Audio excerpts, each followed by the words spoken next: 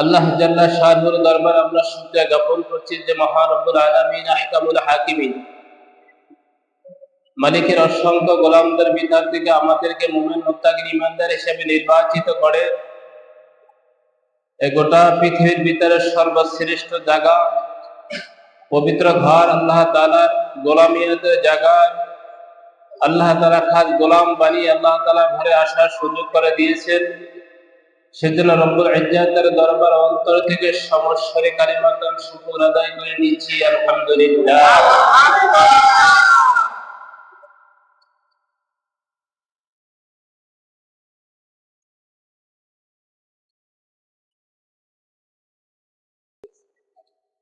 আল্লাহ তাআলা তার হাকিমে মাজিদের ভিতর বলেছেন তাকুরুনা তুরা তাকলাল লাম্মা ওয়া তুহিব্বুনাল মালা হুব্বান জাম্মা। হাদিসে পাকের ভিতর নবী সাল্লাল্লাহু আলাইহি ওয়াসাল্লাম বলেছেন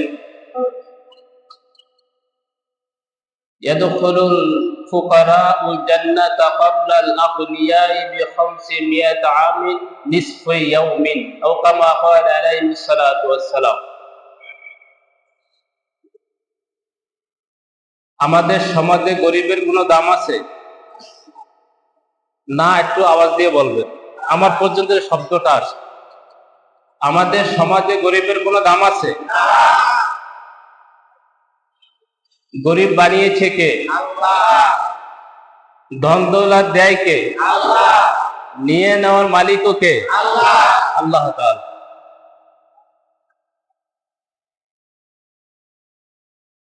তো নবীজি সাল্লাল্লাহু আলাইহি সাল্লাম হাদিসে পাকের ভিতর বলেছেন যে ইয়াদখুলুল ফুকারাউল জান্নাহ ক্বাবলাল আগনিয়াই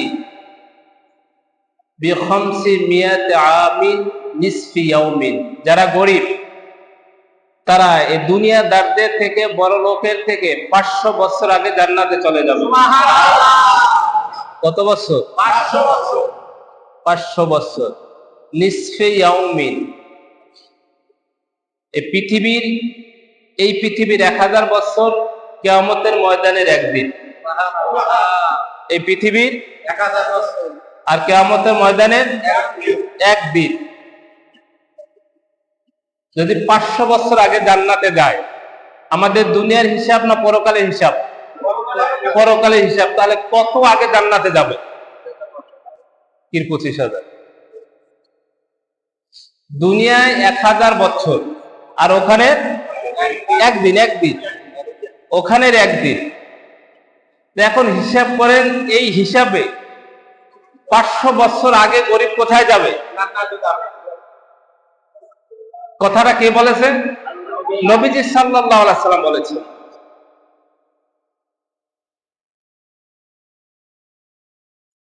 নবীজি বলছেন তোমরা আমাকে গরিবদের ভিতরে খোঁজো। সুবহানাল্লাহ পড়ে। তোমরা আমাকে গরিবদের ভিতরে খোঁজো। তার কারণ তোমরা যারা টাকা উপার্জন করছো, আমরা যাদেরকে ধনী বলি, ধনাঢ্য বলি, নবীজি বলছেন এই গরিবদের কারণেই তোমরা ধনাঢ্যবান হয়েছো। কাদের কারণে? গরিবের কারণে। আচ্ছা, গরিব বানিয়েছে কে? আল্লাহ।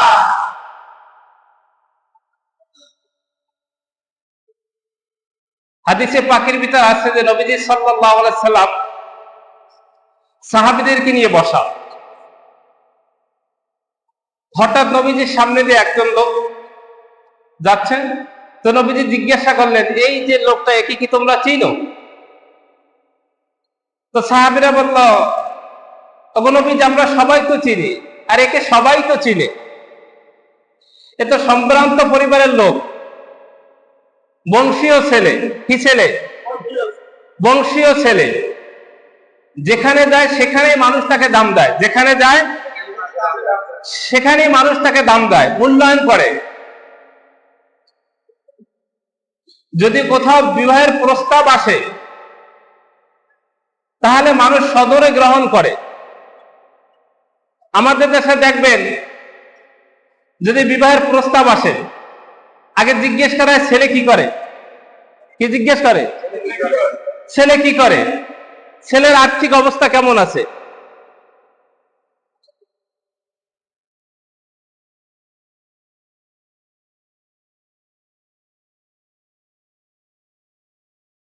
তো নবীজি সাল্লাল্লাহু আলাইহি সাল্লাম সাহাবীদের উত্তর শুনে চুপ হয়ে গেলেন।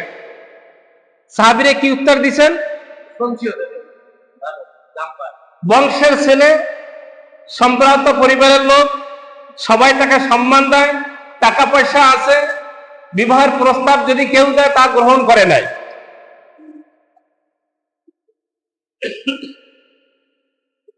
নবীজির কাছে এক সাহাবী আছে, একেবারে জীর্ণ শীর্ণ অবস্থায়। জীর্ণ শীর্ণ বলতে আমরা কি বুঝি? যে ভালো একটি পোশাকও নেই, চলাফেরার গঠনও ভালো না, মাথা চুল দাড়ি এগুলো কিছুই ভালো না, মানে এলোমেলো।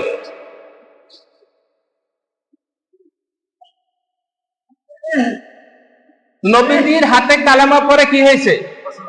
মুসলমান হয়েছে। এরপরে নবীজিকে বলছেন, নবীজির কাছে বলছেন, ওগো নবীজি আমাকে আপনি বিবাহ পড়াইয়ে দিন। কি পড়াইয়ে দিন? নাই কিছু, ঈমান ছাড়া কি নেই? কিছু নেই।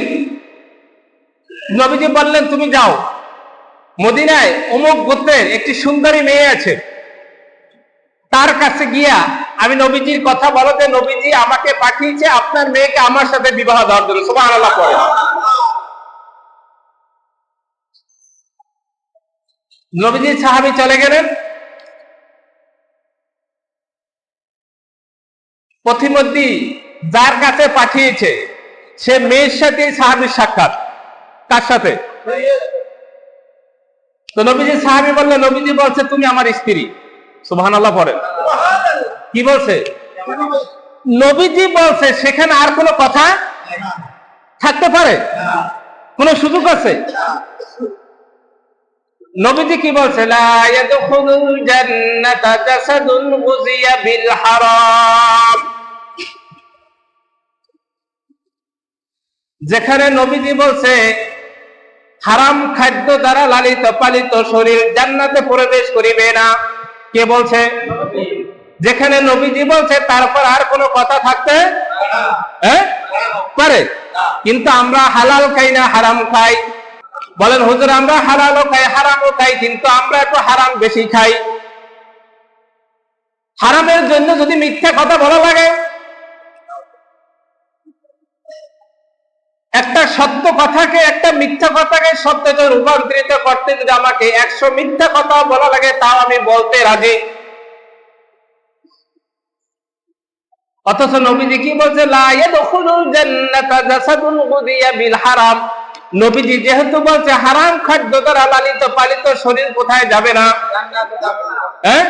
যেহেতু নবীজি বলছে তাহলে আমাকে আর হারাম খাওয়া বলে না যাবে না। যেহেতু নবী বলছে সেহেতু আমাকে আর হারাম খাওয়া যাবে না, যদি আমি মনে করি না আমি নবীজির উম্মত। তো নবীজি সাহাবী তিনি বললেন, যেহেতু নবীজি বলছে যে তুমি আমার কি, আমার স্ত্রী, সেহেতু তুমি আমার কি। তো এই মদিনার একেবারে সুন্দরী রমণী, সেটা পাগলের প্রলাপ। তোমাকে জানি না, চিনি না, শুনি না, তুমি এসে আমাকে বললা কি? আরে যেখানে নবীজি বলছে সেখানে আর কোনো কথা থাকতে পারে না। তো মেয়েটা দৌড়িয়ে বাড়িতে গেল, তার পিতাকে বলল যে বাবা এই যে অপরিচিত একজন লোক, যুবক, সে নাকি বলে দিয়েছে নবীজি আমার কাছে পাঠিয়েছে, নবীজি নাকি বলছে আমি তার কি। তো যুবককে বলল নবীজি কি ঠিকই বলেছে, আসলেই বলেছে? সুবহানাল্লাহ পড়েন। অর্থাৎ এই মেয়ের বাবা কি বলছে? নবীজি সত্য বলছে। নবীজি কি আসলেই এই কথাটা বলেছে? তখন ওই নবীজির সাহাবী বলছেন, আমার মনে হয় আপনার ইমানের ভিতরে সমস্যা আছে। সুবহানাল্লাহ পড়েন। হ্যাঁ, কেমন মুসলমান চিন্তা করছেন একটু? কিছু নেই, বংশের কোনো পরিচয় নেই, কেউ চিনিও না, টাকা পয়সাও নেই। বেলাল রাদিয়াল্লাহু তাআলা আনহুকে কতজনে চিনত? সেটা একজন হাবশী, সেটা একজন গোলাম।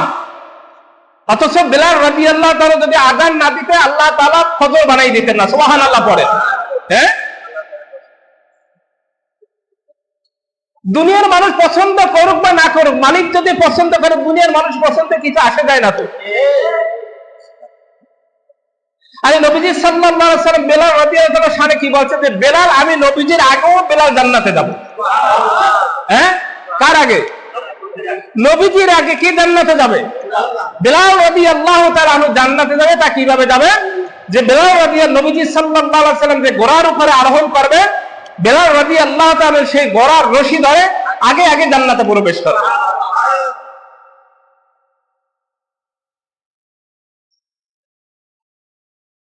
তা দুনিয়ার মানুষ আমাকে চিনুক আর না চিনুক, জানুক আর না জানুক, আমাকে যে বানিয়েছে তিনি যদি চিন, আর আমার কিছু লাগে না।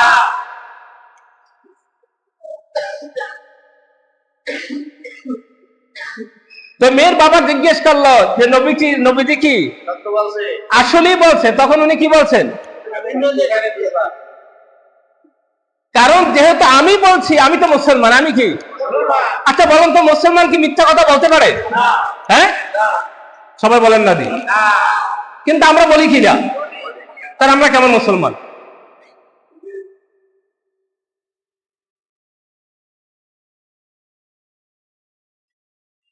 যেমন ইমান তেমন পাওয়ার তেমন কথা।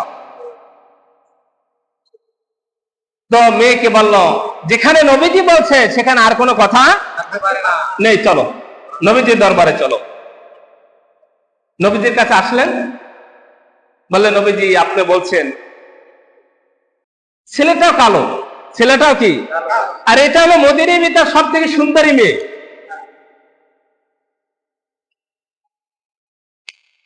আমরা বিবাহ শাদীর আগে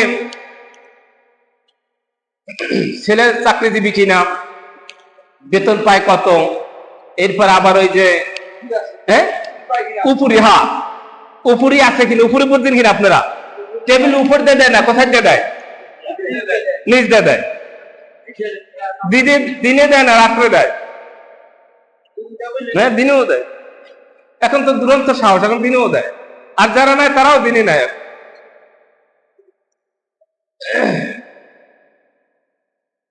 তো নবীজি বলছেন তোমরা দিনদারিকে আগে প্রাধান্য দিবে। কোনটাকে? দিনদারিকে, ইসলামকে আগে প্রাধান্য দিবে তোমরা। আমরা দেখি টাকা পয়সা আগে, এই জন্য আমাদের ভিতরে অশান্তি বেশি। কি বেশি? অশান্তি বেশি। আগে ছেলে দেখে লম্বা চূড়া, ফর্সা, গায়ের রং, বংশ, হ্যাঁ এগুলো দেখবে, কুফা মিলিয়ে দিবে, কিন্তু আগে আপনি দিনদারি দেখবেন। তো নবীজির কাছে আসলেন, যেহেতু নবীজি বলছেন আর কোনো কথা নাই, নবীজি বিবাহ পড়াই দিলেন। সুবহানাল্লাহ পড়েন। অর্থাৎ যেখানে নবীজি বলে সেখানে আর কোনো চুচরা থাকতে পারে না। তো এই লোকটা সম্ভ্রান্ত পরিবারের লোক, সবাই তাকে চিনে। এখানে নবীজির কাছে এই লোকটার প্রশংসা করা হয়েছে। নবীজি তারপরও কি হয়ে গেলেন? চুপ হয়ে গেলেন। তো কিছুক্ষণ পরে আরেকজন লোক আসছে। তো নবীজি জিজ্ঞেস করলেন, এই যে লোকটা যাচ্ছে একে কি তোমরা চিনো?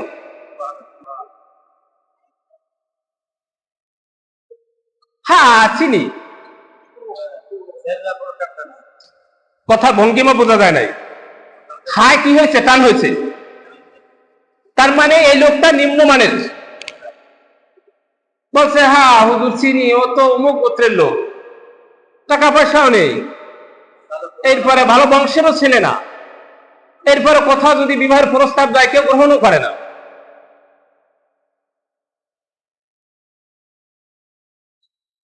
নবীজি বললেন, কি বলছে শোনেন, তোমরা যারা আগের লোকের প্রশংসা করেছো, আগের জন্য কি করেছো? প্রশংসা করেছো, এরকম হাজারো লোক দিয়ে যদি দুনিয়া ভরে যায়, আর সর্বশেষ যার কথা তুমি বলছো, হাজার লোকের থেকে পৃথিবীর জমিনে ওর মতো একজন লোক আল্লাহ তাআলার কাছে অনেক দামি। কার কাছে? অর্থাৎ যে মানুষগুলি দুনিয়ায় মানুষ গুনায় ধরে না, দুনিয়ার মানুষ যাকে মূল্যায়ন করে না, কিন্তু মালিকের কাছে তিনি কি পছন্দ। এই জন্য বলছে সারা দুনিয়া হো মুখালাফ কুছ নেহি নকসান হায়, गम नहीं है डर नहीं है तो खुदा रहमान है। সুবহানাল্লাহ পড়ে। সাহাবায়ে মাজমাইন সমুদ্রের ভিতর দিয়া ঘোড়ার উপরে আরোহণে সমুদ্র পাড়িয়ে তাই পারে চলে গেছেন। সুবহানাল্লাহ পড়ে। সাহাবায়ে মাজমাইন পাহাড়ে চূড়ায় গেছেন, পাহাড়ের চূড়ায় উঠে ঘোষণা দিয়েছেন যে আমরা নবীজির সাহাবী। সুবহানাল্লাহ পড়েন। কার সাহাবী? জোরে বলেন। সাহাবীরা বলছেন আমরা নবীজির সাহাবী, আমরা আজকের রাত্রে এই পাহাড়ের উপরে থাকতে চাই। সাপ, শিয়াল, ভাল্লুক, বাঘ যা কিছু আছে তোমরা আজকে রাত্রের জন্য এই পাহাড়টা আমাদের জন্য ছেড়ে দাও। সুবহানাল্লাহ পড়েন। মানুষ, আমরা মানুষ, আমাদের কথা মানুষ কি শুনে? কথা বলে না। আর যারা মানুষ তাদের কথা হিংস্র প্রাণী পর্যন্ত কি শুনছে। তো নবীজির সাহাবী এই কথাটা বলতে দেরি যে আজকে রাত্রে আমরা এখানে থাকবো। তো নবীজির সাহাবী কথা বলতে দেরি, বাঘের বাচ্চা, সাপ, সাপের ডিম, জির বাচ্চাগুলি এই পাহাড় থেকে নিয়ে দূরে সরে যাওয়া শুরু করে দিয়েছে।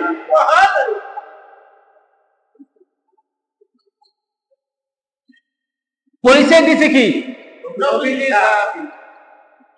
তাদের কথায় কাজে কি ছিল? মিল ছিল। অর্থাৎ সামি'না ওয়া আতা'না, নবীজি যখন যা বলছেন তখনই তারা তা পালন করেছে। নবীজি বলছেন যে হারাম খাওয়া যাবে না, জান বাহিরে গেছে, তারপরে তারা কোনোদিন হারাম খায়নি। হাদিসে পাকের ভিতরে আছে নবীজি সাল্লাল্লাহু আলাইহি সাল্লাম বলছেন যে আমি খুব ভয় পাচ্ছি যে এমন একটা সময় আসবে কোনো না কোনো ভাবে সবাই সুদের ভিতরে লিপ্ত হয়ে যাবে। নাউজুবিল্লাহ পড়েন। কোনো না কোনো ভাবে সবাই সুদের ভিতরে কি হয়ে যাবে? জড়িত হয়ে যাবে।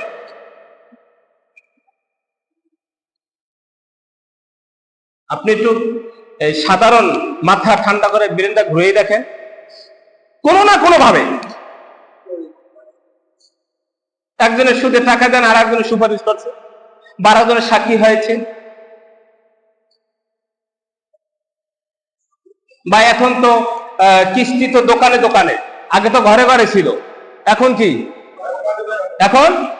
এখন দোকানে দোকানে, প্রায় দোকানেই কিস্তি, প্রায় দোকানেই লোন নেওয়া। তো বলতে পারেন এই যে নবীজি বলছে আমরা এই যে বাজার খাই কোথার থেকে? কথা বলে না। দোকান থেকে। তার দোকানওয়ালা আনছে কিসের থেকে? বলতে পারেন হুজুর আমাদের তো কোনো দোষ নাই, কিন্তু কিছু তো আসতেছে।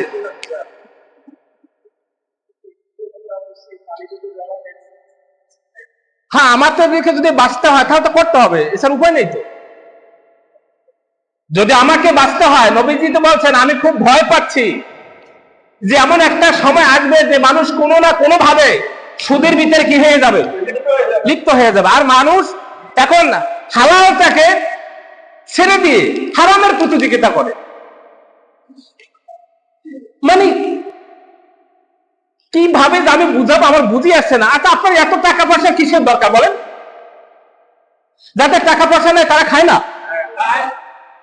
এই যে সরকার এখন বলতে দেন আমারে, সরকার বয়স্ক ভাতা দিচ্ছে, এরপরে বিধবা ভাতা দিচ্ছে, এরপরে বলুন না প্রতিবন্ধী ভাতা দিচ্ছে, এবার 20 টাকার চাল, 30 টাকার চাল, জেলেদের চাল, এরপরে আরো যে কত ফান্ড আছে, মানে শেষ নেই। এরপর আপনার এই যে কিস্তি লোন উঠান লাগবে কেন? লোন উঠান লাগবে কেন আপনাকে বলেন?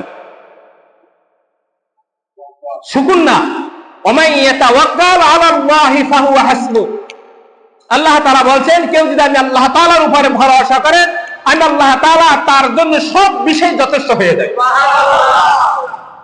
আপনি 4 দোকান দেন, আপনার যা আছে তা দেন, রিজিকের মালিক কে? আল্লাহু ইয়ারযুকু মান ইয়াশাউ বিগাইরি হিসাব। আল্লাহ রিজিক আল্লাহ তাআলা আপনার ঘরে পৌঁছিয়ে দিবেন। আপনি আল্লাহর কাজ করেন, মালিকের কাজ করেন, মালিকের কাজ করেন, পারিশ্রমিক মালিক দিয়ে দিবে। একটা বাস্তব একটা কারগুজারি শুনেছি আমাদের ওস্তাদের মুখে। মাগরিবের নামাজের সময়, কোন নামাজের? মাগরিবের নামাজের সময় আযান হয়েছে, এর মধ্যে বিবাহের একটা আসছে, বাজার আছে। কিসের? একটা বিবাহের বাজার হইলে কমপক্ষে কয় টাকা বেচা কিনা হইতে পারে? 20-30 হাজার টাকা বেচা কিনা হয় নর্মাল। উনি বলছে ভাই যেহেতু মুয়াজ্জিন ধ্বনি দিয়েছে, কি বল? আল্লাহ আল্লাহু আকবার, আল্লাহ সবথেকে বড়। যেহেতু আমার এখন আর এই বেচা কিনা করার কোনো সুযোগ নেই, যদি আমার তাকবীরে থাকে সেটা আমার পরে আসবে, কিন্তু আপনার সাথে আমি আপাতত কোনো লেনদেন করতেছি নামাজের পরে ছাড়া। সুবহানাল্লাহ পড়ে জাপ ফালাই দিয়েছে, নামাজে আছে, সুন্দর মতো নামাজ পড়ে গেছে। তো আমার ওস্তাদ বলছে যে ওখানে তো একজন কাস্টমার ছিল, তো ওর দোকানে মাগরিবের নামাজের পরে কাস্টমারে ভিড় হয়ে গেছে, বিক্রি করে ফুল পাচ্ছে না। তো রিজিক দেয় কে? আল্লাহ। আমরা মালিকের কাজ করে, মালিক রিজিকের রাস্তা খুলে দেবেন আমাদের জন্য। আমাদের ভরসা সুদের উপরে। কিসের উপরে? সুদের উপরে। হ্যাঁ, তাড়াতাড়ি ধনী হওয়া যায়, আঙ্গুল ফুললে কলা গাছ হওয়া যায়, কিন্তু এমন বাড়িয়ে দিয়ে যে আল্লাহ তাআলা নিয়ে যাবে আপনি কল্পনাও করতে পারবেন না। আমি যে ঢাকাতে চাকরি করছিলাম আগে মুন্সিগঞ্জে, সেখানে উনি চক্রবর্তী সুদ করছিল। চক্রবর্তী বুঝেন কিনা আপনারা? হ্যাঁ, সুদেরও সুদ।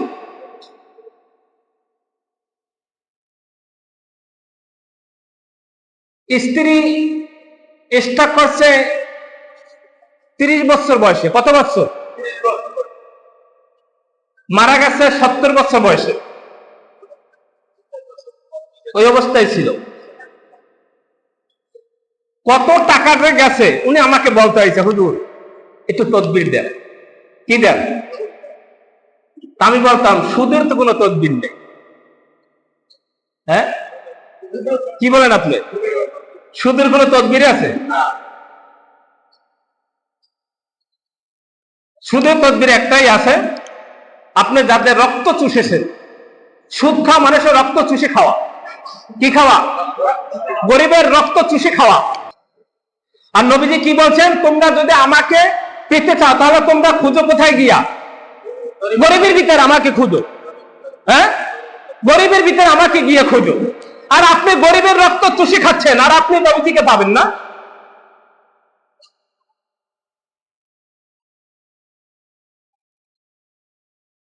আমি বললাম যে সুদের তদবির একটাই আছে, গরিবের রক্ত গরিবকে ফিরিয়ে দেন।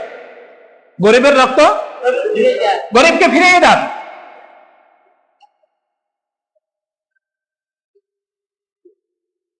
এজন্য খুব ভয়ানক অবস্থা চলছে। কিন্তু আমি যে বাইসে আছি এটারও নিশ্চয়তা কিন্তু নেই। নবীজি বলছেন না কোনো ভাবে আমি ভয় পাচ্ছি এই সময়টার, যে কোনো না কোনো ভাবে আমার উম্মাত সুদের ভিতরে জড়িয়ে যাবে।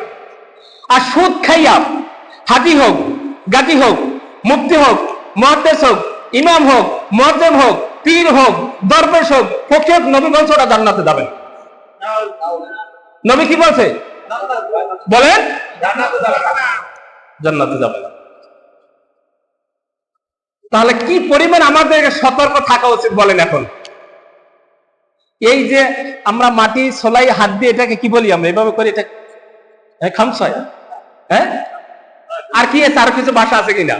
এটা তো আমাদের বরিশালের ভাষা, খামসাই। হ্যাঁ, খামসাই যা বলে, মানে যে হাল মিন মাজিদ, এটা জাহান্নামীদের চরিত্র, অর্থাৎ জাহান্নামের। জাহান্নাম কিয়ামতের ময়দানে বলবে হাল মিন মাজিদ, আমাকে খাবার দাও, আমাকে আরো দাও, আমাকে আরো দাও, আমাকে আরো দাও। হ্যাঁ, খালি খামছাবে। এত কি দরকার? যার ব্যাংক ব্যালেন্স নেই তিনি খায় না, কথা বলে না। এখানে লক্ষ লক্ষ টাকার মালিক কতজন আছে? বহুত আছেন। আবার নাই এরকম লোক তো আছে, কিন্তু যাদের নাই তারা কি খায় না? ভালো খায় তারা। ইমামে আজম আবু হানিফা রাহমাতুল্লাহ আলাইহি শেষ করে দিচ্ছি। ইমাম মালিক রহমাতুল্লাহ বাড়িতে গেছেন, দাওয়াতি মেহমান। তো যাওয়ার পরে ইমাম মালিক রহমাতুল্লাহ তার মেয়েকে বলছে, এ কিন্তু ইমাম, এ কিন্তু কি, এ কিন্তু ইমাম, যুগের শ্রেষ্ঠ ইমাম, খবরদার কোনোভাবে যেন কোনো ত্রুটি না হয়। তো এক মগ পানি রেখে গেছেন যে অজুর প্রয়োজন হলে অজু করবে, মসজিদ কাছে আছে, মসজিদ দিয়ে নামাজ পড়ে আবার রুমে চলে আসবে, আর খাবারের ব্যবস্থা সব সুন্দর মতো পরিবেশন করে গেছে। রাত্রেবেলা বাসায় মেহমান আসলে যা লাগে তার থেকে একটু কি দেয়, কম দেয়, হ্যাঁ একটু বেশি দেয়। তো যা দিছে তার থেকে আরো কি দিছে, একজনে যা খেতে পারে তার থেকে আরো বেশি দিচ্ছে, দুজনে যারা খেতে পারে, এই যে নিচ দিয়ে দিচ্ছে পর্দার সাথে। ইমাম আজম আবু হানিফা রাহমাতুল্লাহ আলাইহি পুরোটা খাবার খেয়ে ফেলেছে। সুবহানাল্লাহ বলেন। খাবার দিয়েছে কয়জন? আর দুইজন। আর দিয়েছে কয়জন? আরে একজনের। খেয়েছে কি পুরোটা খেয়ে, এই যে আমরা দৌড় বলি না, দৌড়ের নিচ দিয়ে আবার কি দিয়ে দিয়েছে, পেয়ালা দিয়ে দিয়েছে ভিতরে। তো ভিতর থেকে আবার খাবার দিছে। তো ইমাম মালিক রহমাতুল্লাহ মেয়ে বললো, এটা কোন রাক্ষস? এবার হলো ইমাম। হ্যাঁ, এটা আবার কেমন ইমাম? খাবে কম, আমাদের খাবার নিয়ম কি, এই পেটের 3 ভাগের মানে একবার ফাঁকা রাখা, একবার কি রাখা, আর আমরা খাই জনমের মতো গলা গলা, এরকম করতে না, 1.5 লাগে এরকম হয়ে যায়। তো আর কিছু বললো না। তো খাবার দেওয়ার পরে তো মেয়ে ঘুমিয়ে গেছে। ইমাম আজম আবু হানিফা রাহমাতুল্লাহ আলাইহি তার রাত্রে তার কাজ তিনি সেরেছেন। তাই অজুর যে কি করে মগ, বা আমরা কি বলি ওটাকে, পাত্র, ওটাকে আগে বলো ওই যে কি ছিল, মটকা না কি ছিল, মটকা। সে মটকার ভিতরে কি পানি পুরনো আছে। তো মেয়ে দেখলো ফজর হয়ে গেছে, আর ইমাম আজম আবু হানিফা রাহমাতুল্লাহ সে বলে ইমাম সারা রাত্র খাইয়া ফজর না পড়ে ঘুমাইতে আছে। আন্দাজ করছে কেমনে, মটকার ভিতরে তো পানি ভরা আছে। ইমাম মালিক রহমাতুল্লাহ সকালবেলা আসার পরে ইমাম আবু হানিফা রাহমাতুল্লাহ জিজ্ঞাসা করতে, কোনো কষ্ট হয় না? কোনো কষ্ট হয় না, আলহামদুলিল্লাহ কোনো কষ্ট হয় না। তো মেয়ের কাছে জিজ্ঞাসা করে, কিরে মা কোনো কষ্ট হচ্ছে কিছু কিনে? মেয়েও মানে কিসের, কিসের? এটা একটা রাক্ষস, এরা কি, এটা কি বলছো তুমি? এটা কেমন ইমাম নিয়ে আসলেন? আমি একজনের খাবার দিলাম, ডাবল করে দিলাম, এরপরে 2 জনের খাবার খেয়ে আবার দৌড়ে নিয়ে দিয়ে কি দেয়, আবার প্লেট দেয়। এরপরে খাইছে খাইয়া সারা রাত্র ঘুমাইছে, ফজর নামাজ পর্যন্ত পড়তে পারে না। এ আবার কি ইমাম? তো বিশ্বাস করা তো যায় না। ইমাম মালিক রহমাতুল্লাহ আলাইহি দেখেন ঠিকই ঘটির ভিতরে কি আছে, পানি তো ঠিকই আছে, রহস্য কি তাহলে? ইমাম আবু হানিফা রাহমাতুল্লাহ আলাইহি কাছে জিজ্ঞেস করলেন, হুজুর আপনার কি রাতে কোনো কষ্ট হয়েছে কিনা? না আলহামদুলিল্লাহ কোনো কষ্ট হয় না, তবে আমার জীবনে আজকের এতটা খাবার খেয়েছি আমি আর কখনোই খাইনি। সুবহানাল্লাহ বলেন। আমার জীবনে আমি দেখছি তোমার প্রত্যেকটা দানার ভিতরে আল্লাহ তাআলার রহমত চমকাইতেছে। সুবহানাল্লাহ বলেন। এটা হালাল, 100% কি হালাল। আমাদের ঘরে প্রতিবন্ধী হয়, এহা হয়, দেহা হয়, সেহা হয়, কত কিছু হয়, হয় না? কেন হয়? ঠিক মতো আসতে পারে না, উষ্টা খায়। কিছু আছে আল্লাহ তাআলা ইমতিহান পরীক্ষা, আর কিছু আছে দেখবেন ব্যাংক ব্যালেন্স এখানে সেখানে চাকরি বাকরি সুদের মধ্যে লিপ্ত হয়ে যায়, আর এগুলো বড় বড় অফিসারদের দেখে বেশি।